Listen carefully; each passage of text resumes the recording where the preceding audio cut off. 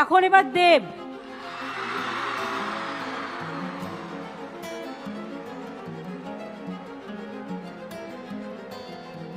প্রথমে দিদিকে প্রণাম আর নতুন বছরে অনেক অনেক শুভেচ্ছা।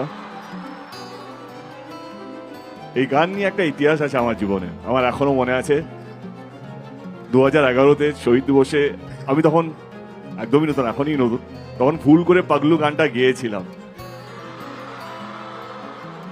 আমি বুঝতাম, তখন বুঝিনি কে এই জায়গা এই মঞ্চে, কারণ কিন্তু আমি সেদিন গাইনি, আমি এটা কোনদিন বলার সুযোগ পাইনি। আমি আজকে এই সুযোগটা পেয়েছি কারণ মঞ্চের সামনে যে হাজার হাজার লক্ষ লক্ষ মানুষ ছিলেন তারাই পাগলু গানটা ধরেছিলেন, তারাই বলেছেন গানটা গাইতে। তো আজকে আবার সেই দিনটা কিন্তু আমি গান গাইতে পারবো না, কারণ সবাই যেভাবে জমিয়ে রেখেছে।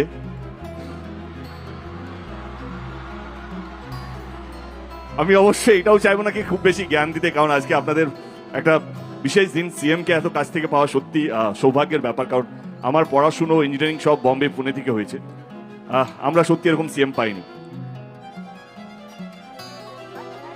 ঠিক আছে, কাকে বলছো? আরে তুই ওইটা গানা, কোনটা? ওটা খুব ভালো গাছ। কে তুমি নন্দিনী? আমি কবে গেছিলাম? হ্যাঁ গেয়েছিস আমাকে। ওকে গাইতে বলো, কে তুমি নন্দিনী। হ্যাঁ নন্দিনী তো এখানে বসে আছে। এই নন্দিনী বসে আছে। ওকে তুমি নন্দিনী। কাছে এসো না। না তুই এখান থেকে না না না না। আর আমি কিউ ধরছি।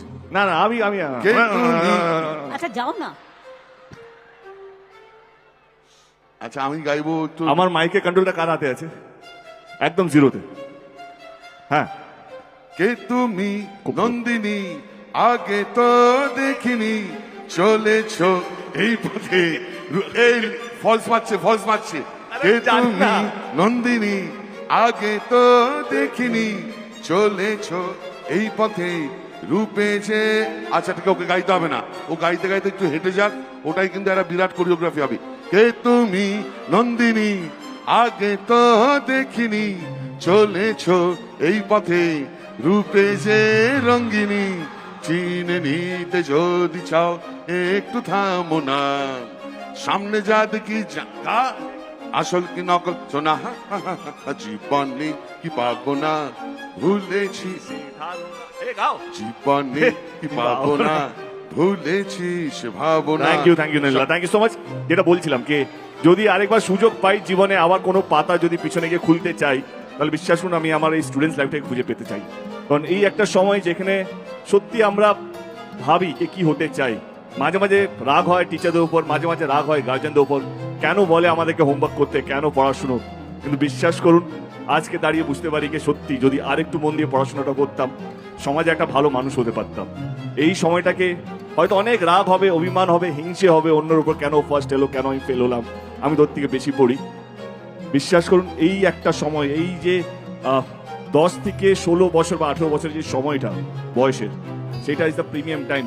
জীবনে প্রচুর সময় আসবে, ভালো মন্দ খারাপ, কিন্তু 10 থেকে 16, 18 বছরটা জীবনে ফেরত পাবে না। যতটা পারবেন এই সময়টাকে ইউজ করবেন পড়াশোনার মাধ্যমে, কারণ এইটাই ভিত জীবনে বড় হওয়ার, এইটাই ভিত। যদি দিদি হতে চান তো এই একটা সময়, আমার মতন বা যত আইপিএস এখানে বড় বড় মানুষরা আছেন মঞ্চে উপরে, যারা আমার চেয়ে অনেক বেশি গুণী, অনেক বেশি সমাজের জন্য কাজ করেন, এইটা হচ্ছে বয়স। এইটা বয়স না এখানে পৌঁছানোর জন্য। এইখানে যদি আপনার চিন্তা আপনার ঠিক জায়গায় ইউজ করেন, বাবা মার কথা শোনেন, আপনাদের গার্জেনের কথা শোনেন, দেখবেন আপনারাও এক না একদিন এই মঞ্চে বসে থাকবেন। হয়তো আমরা উপরে থাকবো, এখানে কোথাও বসে থাকবো, কিন্তু আপনারা এখানে থাকবেন। এইটাই হচ্ছে সেই বয়সটা। যদি এখানে বসতে চান তাহলে এই হচ্ছে বয়স। ধন্যবাদ, থ্যাংক ইউ সো মাচ।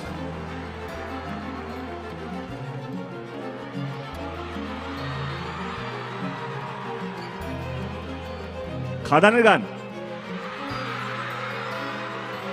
কিশোরী কারো মনে আছে? কি লাইন ছিল প্রথম লাইনটা? সব ভুলে গেছে। আমি না গুলিয়ে গেছি, সিএম এর সামনে আমি সত্যি গুলিয়ে গেছি। আজকে আমাকে ক্ষমা করবেন দিদি, আমার মাথা কাজ করছে না, সো সরি। তুমি যা পারো তাই গাও।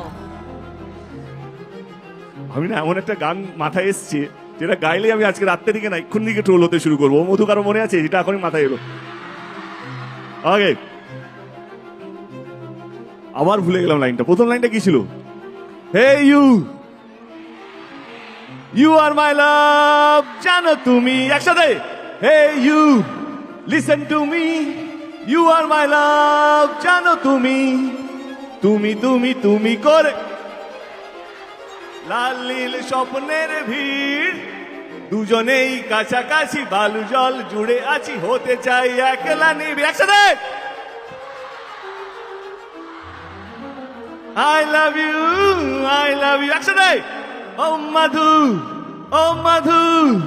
I love you thank you so much